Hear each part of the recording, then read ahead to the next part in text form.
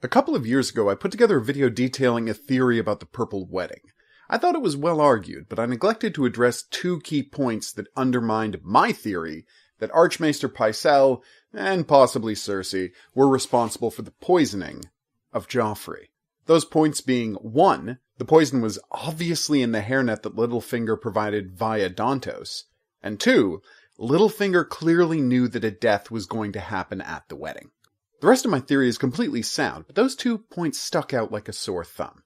Just recently, an explanation for them occurred to me, so I'm putting together this video to lay out the revised, and I suspect true, story of the Purple Wedding.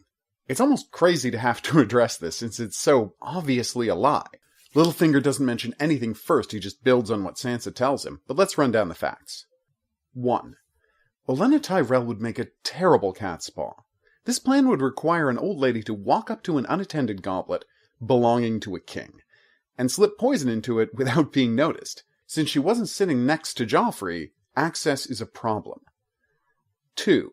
If Olenna Tyrell were the poisoner, why would you need to smuggle the poison into the banquet via a hairnet? No one is searching the Queen of Thorns. If she wanted to bring in poison, she could have just brought in poison. 3. It's far too risky. The wedding cup is for both Joffrey and Margaery. Let's say Olenna did put the poison in while Joffrey and Margaery were cutting the pie open, which is the only time it could have possibly happened. When they get back to the table, what if Joffrey offers his wife the next drink? Olenna has just killed her granddaughter. But what if Margaery knew about the poisoning and deferred, insisting that the king drink first? Then he dies, and now she's just been implicated in the poisoning. If Olenna poisons the cup, there's a 50-50 chance her granddaughter either dies immediately or gets executed for regicide, along with a lot of her family. What is the possible upside here? 4.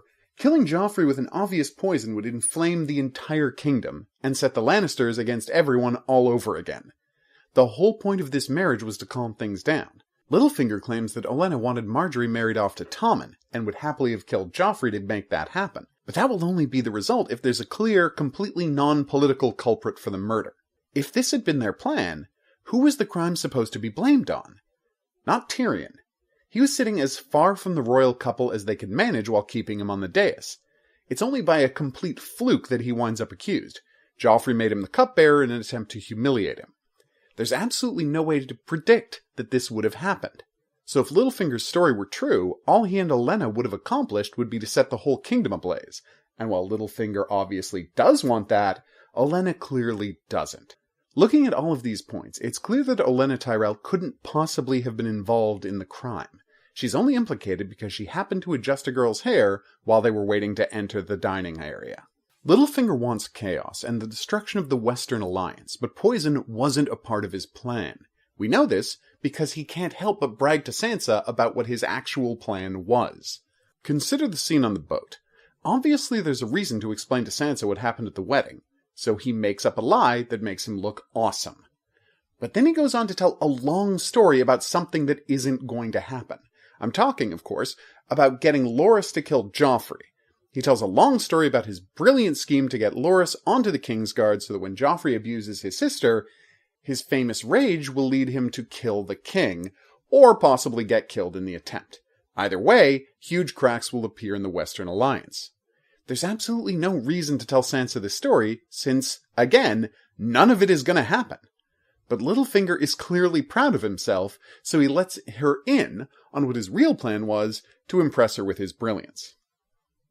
Olenna didn't want a war, and Littlefinger already had a solid plan to break up the alliance, so there's no way they would have worked together to murder a king. Which brings me to my second point. You don't obviously murder a king at a banquet. Since killing a king at a banquet without planning for a fall guy who indemnifies all possible parties of guilt would doubtless throw the kingdom into a civil war, it's clear that no one would attempt to do such a thing. So why use a poison whose effect is so obvious when placed in wine? The answer, of course, is that the poison was not in the wine. To explain how we know this for a fact, let's go over just how the Strangler works. We see the effects of the Strangler twice in A Song of Ice and Fire. First, when Maester Crescent attempts to kill Melisandre, and the second time when Joffrey is killed by it. The description of both deaths, and this is backed up by the autopsy results we hear at the trial, sound distinctly like severe allergic reaction. Every muscle in the throat tenses up as the passageways swell, blocking off air, suffocating the victim. To someone watching it take effect, it looks like a person is choking on food, but when their throat is cut open, nothing will be found but swollen tissue. The fact that the poison's effect is likely a severe allergic reaction is reinforced by the fact that Melisandre easily survives the dose she's given. Because she's taken a preventative medicine, it doesn't work on her. When placed in a wine, this is the most obvious poison on Earth. No one can choke on wine after all, so it's obviously a case of murder. Placed in food, however, the strangler becomes the perfect tool of the assassin. A victim takes a bite of food, has trouble swallowing, and is suddenly unable to breathe. Everyone would assume that the victim is choking to death on the food, and unless an autopsy were performed, revealing the lack of the obstructing food, no one would ever suspect that the victim had been poisoned. Given the incredibly low likelihood of anyone but a king being given that kind of post-mortem examination, it's basically a perfect crime. The strangler also works incredibly fast. Cresson drinks a tiny amount of it, specifically a half-mouthful. And by the time Melisandre has said just 10 words, he's already unable to breathe. So it works in just moments, even with a tiny dose. There's one downside to the strangler, however. The text of the story implies that it has a distinct taste. When Cresson poisons himself and Melisandre, he places the crystals in sour red wine, and Cresson notes the sourness when he's drinking it. So either the strangler itself is sour, or a strong sour flavor can overpower its natural taste. All of these factors come together when we see who the real target of the poisoning was. Tyrion. If the poison had been slipped into the wine, we can assume that the timeline of Joffrey's death would have been much like Cresson's. But in the text, they couldn't be more different. Joffrey drinks deeply from the goblet of wine, and then Margaery has a line even longer than Melisandre's, but at the end of it, Joffrey is fine, breathing and speaking comfortably. Then he scoops up and eats Tyrion's pie, and almost immediately he feels his throat closing up, which he interprets as having a piece of pie stuck in his throat. So he tries to drink some wine to wash it down, but it doesn't work, and he quickly chokes to death. Based on what we hear of his autopsy, we can conclude that Joffrey successfully swallowed some of the pie. There was no food caught in his swollen throat after all, and that the tight feeling was the poison taking effect. It's likely not a coincidence that the pie was being served with lemon cream either. Both times the strangler's taste is being hidden inside a strong, sour flavor. The truth of what happened is clear. At some point, a server took the gem from Sansa's hair net while adjusting it, then crumbled into Tyrion's pie while serving it, and covered it with some lemon cream to hide both its appearance and flavor. Why didn't Sansa remember the server? Why would she? She's a noblewoman, and an attendant adjusting her hair wouldn't have even made it onto her radar. Olenna Tyrell is implicated because she happened to also adjust Sansa's hairnet, and Littlefinger just runs with that idea. So if Joffrey's death was an accident, which it must have been, who was responsible? This is what got me into trouble last time, since the most obvious solution never occurred to me. Littlefinger and Pycelle were in it together. Both men hated Tyrion and wanted him dead. Pycelle to avenge his own humiliating captivity and because it would please Cersei, and Littlefinger because the accidental death of Sansa's husband would clear the decks for all of his plans for her much more neatly than killing Joffrey would. If she was spirited away by Dantos in the confusion after Tyrion died choking, everyone would assume she'd just taken the opportunity to flee, and not that she'd been involved in an elaborate conspiracy to kill him. We can safely assume that it was Pycelle's strangler that was used.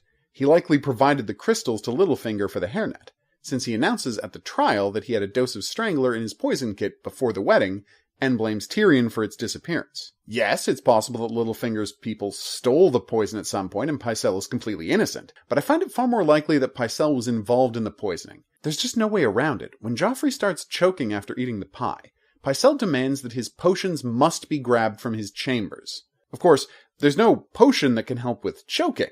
While everyone else is trying to offer suggestions for how to dislodge a piece of food from Joffrey's throat, a subject on which, as a Maester, Pycelle should have useful suggestions for, instead he wants to get a cure for the strangler into him. A cure we know exists, because again, Melisandre survived her own experience with the poison. Pycelle's part in the murder of Joffrey also goes a long way to explaining why he distances himself from Cersei in A Feast for Crows, and gradually withers away as a person. He's haunted by his betrayal of Cersei and the fact that he killed the king. Of course he spends more time with Margaery and the Tyrells. After killing Joffrey, how could he bear to look Cersei in the eye? So let's recap the facts of the case. Tyrion was the target of the poisoning. The text of the book makes it clear that the poison was in the pie, not the wine. Littlefinger was definitely involved. He provided the hairnet and hired Dantos. The ghost of Highheart basically confirms this. Olenna Tyrell couldn't have been involved for every reason. Pycelle was likely involved. He had means, motive, and knew that Joffrey had been poisoned before anyone else did. It's subtle, but all of the clues are there. Littlefinger, probably with the help of Pycelle, hatched a plot to kill Tyrion, both for revenge and so that Littlefinger could spirit Sansa away. The plan went horribly awry, and Joffrey died. I'm totally sure of this theory not only because it fits the facts better than the story Littlefinger tells, but because of the perfect dramatic capper it puts on Joffrey's character arc. He dies not because of an elaborate conspiracy between the greatest schemers in the kingdom, but rather because he was being a bullying dick to his uncle, just like he always was. What could be a more perfect way for that character to go out?